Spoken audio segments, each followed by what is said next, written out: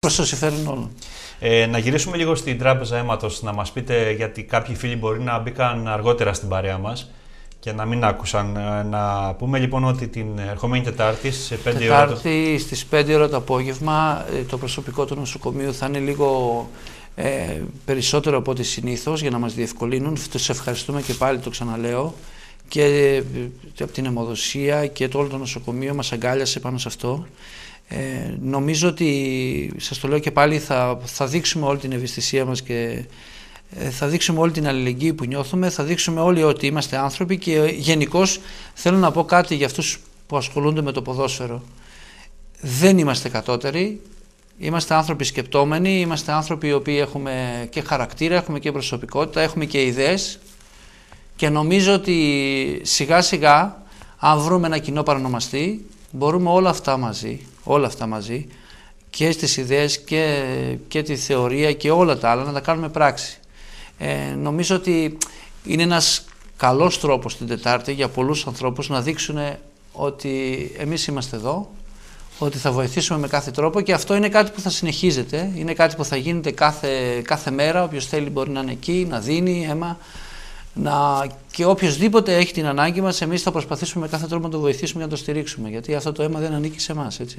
Και βλέπουμε και την αφίσα την οποία έχετε βγάλει και η οποία έχει μπει σε όλα τα γήπεδα της Ζακίνθου, έτσι.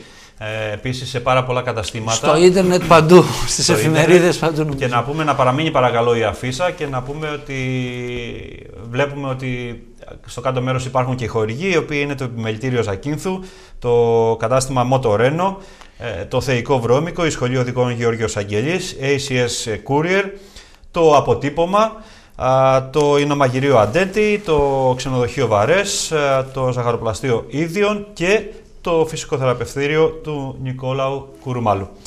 Λοιπόν, δυστυχώς ο χρόνος τελειώνει, κύριε Μαλιούφα. Ήταν πάρα πολύ καλή η συζήτηση μαζί σας και μακάρι να είχαμε και άλλο χρόνο να πούμε και άλλα πράγματα. Ναι, βεβαίως. Με εσάς θα κλείσω.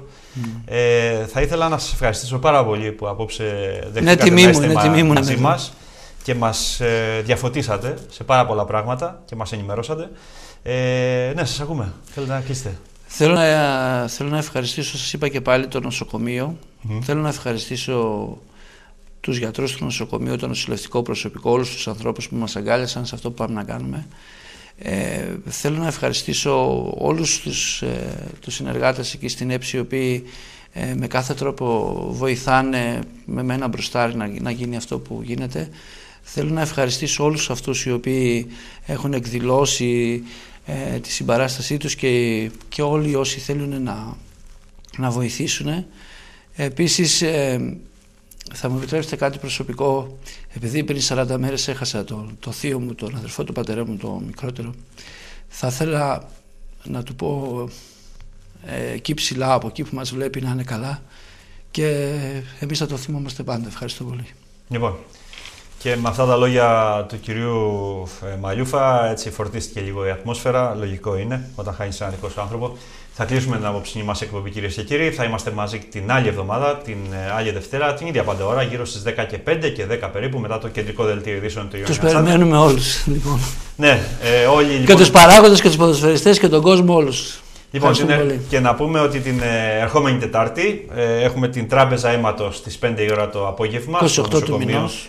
Στο νοσοκομείο της Ζακίνθου και την ίδια μέρα, την Τετάρτη δηλαδή, 28 του μήνα, μεθαύριο, την Τετάρτη το βράδυ στις 10 και 4 περίπου θα έχετε δυνατότητα να παρακολουθήσετε τον αγώνα μπάσκετ σε μαγνητοσκόπηση της ομάδας μας στις Αγιές με αντίπαλο τον Ποσειδώνα Λουτρακίου. Να είστε όλοι καλά, να έχετε μια καλή εβδομάδα. Καλή σας νύχτα. Καλή σας νύχτα.